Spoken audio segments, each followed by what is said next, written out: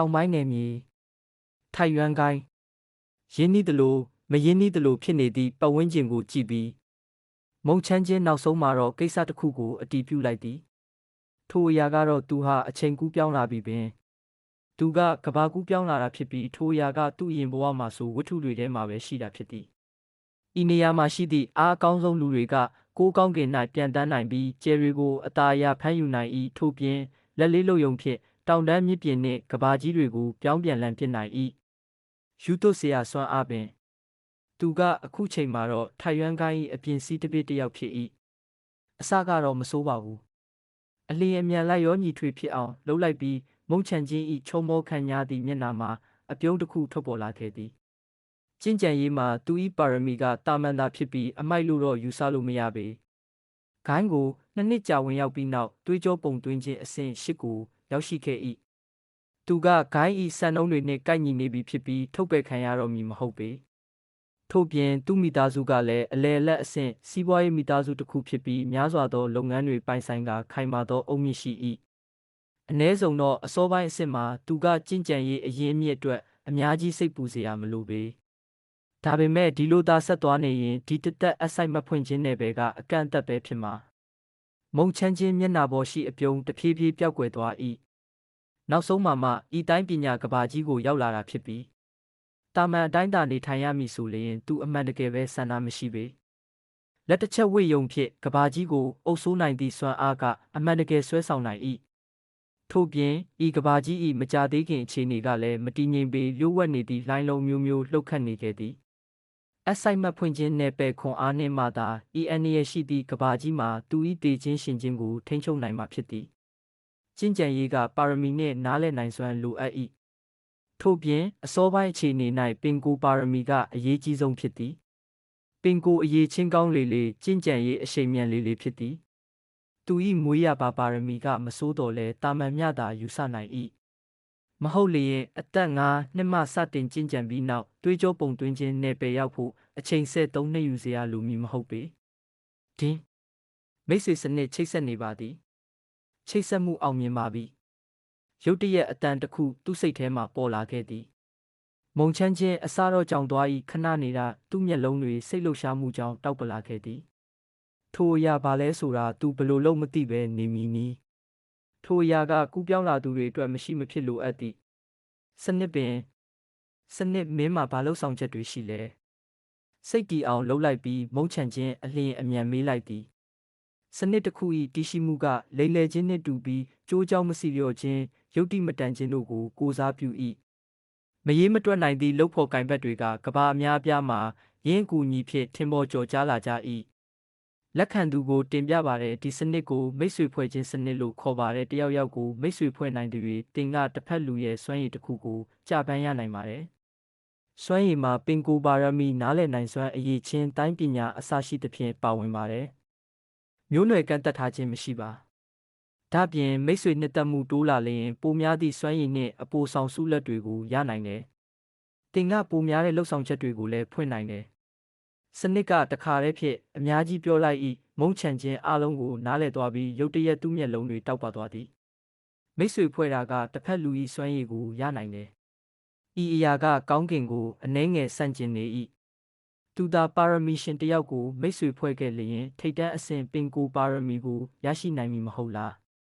သူ့မိသားစုကစီးပွားရေးမိသားစုဖြစ်သည့်အတွက်သူ့မှာအရင်းအမြစ်မပြတ်လက်ပေကျင့်ကြံရေးမှာတခုတည်းသောကန့်သက်ချက်ကသူ၏ပင်ကိုပါရမီပင်ထိတ်တန်းအဆင့်ပင်ကိုပါရမီသာရှိလျင်တိုင်းပညာအထွတ်အထိပ်ကိုရောက်ဖို့အခွင့်အရေးရှိသွားပြီပင်တခဏကြာမုံချန်ခြင်းအချိန်တော်ကြာပိတ်ထားခဲ့သည့်တိုင်းပညာတကားပေါက်ဖြည်းဖြည်းချင်းပွင့်လာတဲ့ကဲ့သို့ခံစားလိုက်ရ၏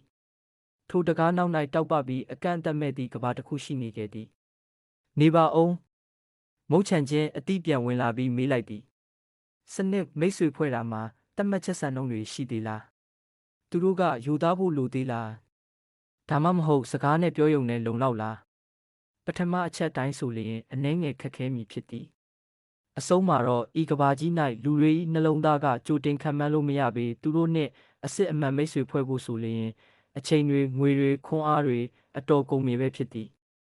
မိတ်ဆွေတယောက်ရဖို့တောင်နှစ်ပေါင်းများစွာကြာမြင့်နိုင်၏စကားဖြင့်အတိမတ်ပြုမှုကလုံလောက်ပါတယ် စနစ်၏အဖြေကမုန်းချံခြင်းကိုစိတ်သက်သာရာရစွာတက်ပြင်းချသွားစေ၏ထိုအရာကပိုရိုးရှင်းသွားပြီဖြစ်သည်ကျေးဇူးပြုပြီးတက်နိုင်သလောက်မြင်မိတ်ဆွေဖွဲ့ပါလက်ခံသူစနစ်ကသတိပေးလိုက်၏မုန်းချံခြင်းမျက်ခုံးပင်လိုက်သည်သူလဲလှုပ်ချင်၏သို့ပေမဲ့စနစ်၏လှုပ်ဆောင်ချက်အရသူကတာမန်ကာဆန်ကမိတ်ဆွေဖွဲ့လို့မရပေပါရမီရှင်တွေကိုမပြောလို့သေးပေအ ਨੇ ဆုံးသူတို့ကပင်ကိုပါရမီနှင့်အခြားကဏ္ဍတွေမှာသူထက်ပိုတန်မာရမည်ဖြစ်သည်ထို့ပြင်ဤကဲ့သို့လူမျိုးကအပြင်စည်းတပိကြား၌ရှာတွေ့ဖို့မလွယ်ကူပေဂျူနီယာညီလေးမုတ်ရုတ်တရက်ရင်းနှီးသည့်အတန်တစ်ခုထွက်ပေါ်လာ၏မုတ်ချံခြင်းတစ်ဖက်လှည့်လိုက်သည်သူရှိ၌ခန္ဓာကိုယ်တောင့်တင်းသည့်အမျိုးသားတစ်ယောက်ရက်နေ၏အတွင်းပြင်အရတက်လက်ပိုင်းပုံပေါ်နေတော်လဲတကယ်မှာအသက်20နှစ်သာရှိသေးသည့်လူငယ်တစ်ယောက်ဖြစ်သည်စီနီယာအကိုရှမုံချံခြင်းအနှဲငယ်ကောင်းငိတ်လိုက်ပြီးဖြောတော့သည့်အပြုံးတစ်ခုသူ့မျက်နှာမှာပေါ်လာခဲ့သည်ဤပုဂ္ဂိုလ်၏နာမည်ကရှာဟန်ဖြစ်၏သူကထိုင်ရွမ်းကိုင်းအပြင်စည်း၌အတန်မာဆုံးတပည့်တွေကတယောက်ဖြစ်ပြီးခန္ဓာကိုယ်တန့်စင်ခြင်းနီလန်းကိုအထူးပြု၏မုံချံခြင်းဟာအစကတည်းကကုံတယ်မိသားစုမှဆင်းသက်လာသူဖြစ်၍ကျင့်ကြံရေးမှာမထူးချွန်တော်လဲစိတ်နေစိတ်ထားနှင့်လူမှုဆက်ဆံရေးမှာတော့အတော်ကောင်း၏သူကမိတ်ဆွေဖွဲ့ရတာကိုနှစ်သက်၏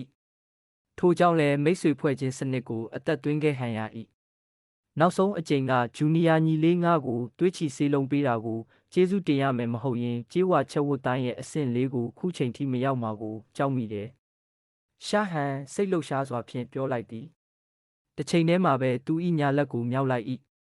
သွေးနှင့်စွမ်းအင်တိုးတက်လာမှုနှင့်အတူသူ့အသားရည်ကကြေးဝါကဲ့သို့ပြောင်းသွားပြီးပြိုင်ဘက်ကင်းအော်ရာတစ်ခုကိုထုတ်လွှတ်လာခဲ့သည်ကြေးဝါချက်ဝတ်တိုင်းမုတ်ချံခြင်း၏မျက်လုံးတွေအနှဲငယ်တောက်ပသွား၏ထိုအရာကအပြင်စည်းတပိတွေကြားထိတ်တန်းခန္ဓာတန့်စင်နီလန်းတစ်ခုဖြစ်၏လူသားအဆင့်မြင့်စွမ်းရည်ဖြစ်၏ကင်းကိုအဆင့်5ဆင့်ခွဲထား၏ပြီးပြည့်စုံသည့်အထီးကျင့်ကြံလိုက်လင်တန့်စင်သည့်ကြေးလူသားတစ်ယောက်ကဲ့သို့ဖြစ်သွားပြီးဓာတ်လန့်တွေမတိုးတော့ဘူးဟုပြောကြ၏နေပယ်သေးနှစ်ခုပုံမြင်သည့်တိုင်းပညာရှင်တော်ထိုအရာ၏ခုခံမှုကိုချိုးဖျက်နေမည်မဟုတ်ပေသို့ပေမဲ့ထိုနီလန်းကိုကျင့်ကြံဖို့လူတစ်ယောက်ဟာပင်ကိုပါရမီကြီးမားသည့်ဆွဲလုံလာနှင့်များစွာသောအရင်းမြစ်တွေလိုအပ်၏ထို့ကြောင့်လူတိုင်းထိုအရာကိုအောင်မြင်အောင်မလေ့ကျင့်နိုင်ပေရှာဟိုင်၌နောက်ခံကြီးမားမရှိပေဂိုင်းကိုမဝင်ရောက်ခင်၌သူကလေလွင့်ကျင့်ကြံသူတစ်ယောက်သာဖြစ်၏ကြေးဝါချက်ဝတ်တိုင်းကိုအဆင့်4ထိအောင်မြင်သွားလို့ဂုဏ်ယူပါတယ်စီနီယာကိုရှာမင်းကပြီးပြည့်စုံခြင်းအဆင့်နဲ့မဝေးတော့ဘူးအဲ့လောက်မလွယ်ပါဘူးကွာအဆင့်4ရောက်နိုင်တာကိုငါတော်လေးကျေနပ်နေပြီရှာဟန်ကောင်းခရမ်းပြီးပြောလိုက်သည်ဒင်းစူးစမ်းရှာဖွေခြင်းမျက်လုံးအသက်ဝင်ပါပြီးတင်ကတစ်ဖက်လူရဲ့သက်ဆိုင်ရာအချက်လက်တွေကိုကြည့်ယူနိုင်ပါတယ်ရုတ်တရက်စနစ်၏အတန်နောက်တစ်ချိန်ထွက်ပေါ်လာ၏မုတ်ချံခြင်းလည်းအံ့အားသင့်သွား၏ဤကဲ့သို့လှုပ်ဆောင်ချက်မျိုးလည်းရှိသည်လားအသက်သွင်းမယ်မုတ်ချံခြင်းလုံးဝတွေဝေမနေပဲတိတ်တဆိတ်စိတ်ထဲမှပြောလိုက်သည်ဝိများစွာသောစာကြောင်းတွေရှာဟိုင်ကောင်းပေါ်မှပေါ်လာခဲ့သည်အခြေခံအချက်လက်အမည်ရှာဟိုင်မျိုးနွယ်လူသားကျင့်ကြံရေးတွေးကြောပုံသွင်းခြင်းအဆင့်ကိုပင်ကိုပါရမီအချက်လက်အမြင့်ရိုးအဆင့်4နားလည်နိုင်စွမ်းတာမန်တိုင်းပညာကြောက်ခွဲလက်တီးအစပြုအဆင့်ကြေးဝါချက်ဝတ်တိုင်းအဆင့်4ပါရမီမရှိသွေးမျိုးဆက်မရှိအဆင့်4အမြင့်ရိုးမုတ်ချံခြင်းမျက်လုံးတွေတောက်ပသွား၏အမြင့်ရိုးကိုအဆင့်6ဆင့်ခွဲထား၏အရေးသွေးပုံမြင့်လေကျင့်ကြံရေးအရှိန်ပုံမြန်လေဖြစ်ပြီးသူကိုယ်တိုင်ကတော့အဆင့်5ဖြစ်၏ရှာဟန်ရဲ့အမြင့်ရိုးကအဆင့်4ဖြစ်လိမ့်မယ်လို့ငါမျှော်လင့်မထားဘူးမိတ်ဆွေဖွဲ့ဖို့အသင့်တော်ဆုံးလူပဲမဟုတ်ဘူးလားသူထက်တဆင့်သာပုံမြင့်တော်လဲတိတာနေစေဖြစ်သည်အစောပိုင်းခြေနေမှာသူကအရင်မြင့်မပြတ်လက်သည့်အတွက်အမြင့်ရိုးသာတိုးတက်လာလျင်သူ၏ကျင့်ကြံရေးအရှိန်ကအကြီးအကျယ်တိုးတက်လာမည်ပင်သူကမကြခင်တွေးကြောပုံသွင်းခြင်းအဆင့်အထွတ်အထိပ်ကိုရောက်နိုင်၏ထို့နောက်အစိုက်မဖွင့်ခြင်းနယ်ပယ်ကိုတက်လန်းကအတွင်းစည်းသို့ဝင်ရောက်နိုင်မည်ဖြစ်သည်စီနီယာကိုရှငါတို့မိတ်ဆွေတွေဟုတ်တယ်မလားစိတ်လှုပ်ရှားမှုကိုဖိနှိပ်ပြီးမုန်းချံခြင်းအသက်ပြင်းပြင်းယူကာဖြင်းညင်းစွာပြောလိုက်သည်ဒါပေါ့ရှာဟန်မုန်းချံခြင်းအမေကြောင့်ပဟေလိဖြစ်သွားပေမဲ့ချက်ချင်းကောင်းညှိလိုက်၏ဒါပေါ့ငါတို့ကမိတ်ဆွေတွေပဲလေဒင်းမိတ်ဆွေဖွဲ့ခြင်းတောင်းဆိုမှုလက်ခံပြီးပါပြီ